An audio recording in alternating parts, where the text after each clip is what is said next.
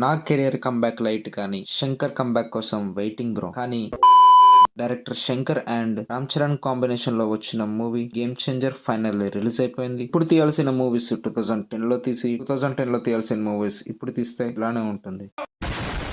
ఈ మూవీ చూసాక నా opinion and non spoiler review అయితే మీతో షేర్ చేసుకుంటా. అంతకంటే ముందు మీరు మన ఛానల్ ని ఫస్ట్ టైం చూస్తున్నట్టయితే ఛానల్ ని సబ్స్క్రైబ్ చేసుకోండి. So hi guys, welcome to my channel my point of view. Movie basic story ఏంటంటే ఒక సిన్సియర్ ఐఏఎస్ ఆఫీసర్ ఇంకా ఒక పొలిటీషియన్ మధ్యలో అయితే ఉంటది మూవీ స్టోరీ మొత్తం. హీరో ఐఏఎస్ ఆఫీసర్ అయ్యాక ఏం చేశాడు ఏంటి, హీరోకి ఈ పొలిటీషియన్స్ కి లింక్ ఏంటి, ఇవన్నీ తెలియాలంటే మీరు మూవీ చూడాల్సిందే. మూవీ చూసాక నా ఒపీనియన్ చెప్పాలంటే మూవీ జస్ట్ ఓకే అనిపించింది నాకు. అంటే యావరేజ్ అనిపించింది. అంటే అందరూ అన్ప్రెడిక్టబుల్ రాడ్ అంటున్నారు, ఎందుకంటే director Shankar and Ram Charan combination లో వస్తున్న పొలిటికల్ డ్రామా అని అందరూ చాలా ఎక్స్పెక్టేషన్స్ అయితే పెట్టుకున్నారు. కానీ ఈ మూవీ మాత్రం ఆ ఎక్స్పెక్టేషన్స్ కి అయితే రీచ్ అయితే అవ్వలేదు. ఎక్స్పెక్ట్ చేసినంత సూపర్ గా అయితే ఉండదు ఈ మూవీ. కానీ మూవీలో సాంగ్స్ అయినా, కామెడీ అయినా, బీజిఎం ఇంకా ఎమోషనల్ అవన్నీ చాలా బాగుంటాయి. మీరు ఈ మూవీని బిగ్ స్క్రీన్ లో చూద్దాం అనుకుంటే చూడండి, పర్లేదు, బాగుంది మూవీ. ఫ్యామిలీతో అయితే మీరు చాలా మంచిగా అయితే ఎంజాయ్ చేస్తారు ఈ మూవీని. మూవీ పర్లేదు, బాగుంది. ఇంకా మూవీ పాజిటివ్ గురించి మాట్లాడుకుంటే మూవీలో సాంగ్స్,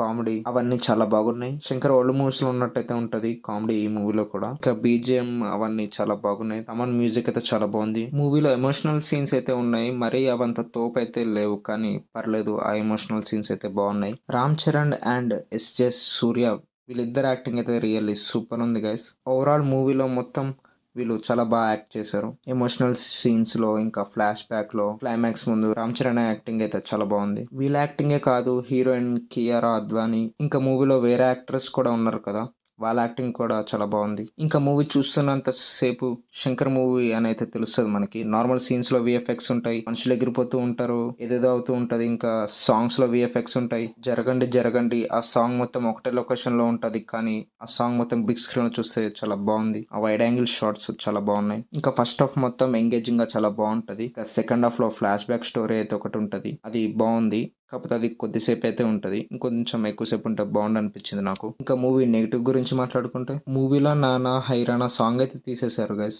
ఇన్ఫ్రారెడ్ కెమెరా అన్నారు, బిగ్ స్క్రీన్ లో తోపు ఉంటది అన్నారు, హార్స్ రైడింగ్ సీన్ ఏం లేదు, మొత్తం ఆ సాంగ్ మొత్తం అయితే తీసేశారు. ఇంకా సెకండ్ హాఫ్ కొంచెం లాగ్ అయితే ఉంటది. క్లైమాక్స్ మొత్తం ఓవర్ అయిపోయింది, మొత్తం ఏదేదో అవుతుంటది, జేసీబీలు వస్తుంటాయి. క్లైమాక్స్ లో యాక్షన్ అదంతా చాలా ఓవర్ అనిపించింది నాకు. మూవీలో మొత్తం హీరో ఐఏఎస్ ఆఫీసర్ గానే ఉంటాడు. ఫస్ట్ ఐపీఎస్ ఆఫీసర్ గా ఉంటాడు, దాని తర్వాత ఐఏఎస్ ఆఫీసర్ అవుతాడు. ఐపీఎస్ ఆఫీసర్ గా సీన్స్ కూడా అంత ఏముండవు మూవీలో, జస్ట్ ట్రైలర్ లో చూపించిన షార్ట్స్ ఉంటాయి. ఐపీఎస్ ఆఫీసర్ గా మూవీలో అంత ఏమైతే చూపారు, జస్ట్ ట్రైలర్ లో ఉన్నట్టే ఉంటది మూవీలో కూడా. ఇంకా మూవీని బిగ్ స్క్రీన్ లో చూడొచ్చా అంటే చూడొచ్చు. సాంగ్స్ అయినా, బీజిఎం, ఎమోషన్, ఆ కామెడీ, ఆ ఫ్లాష్ బ్యాక్ ఇవన్నీ చాలా బాగున్నాయి.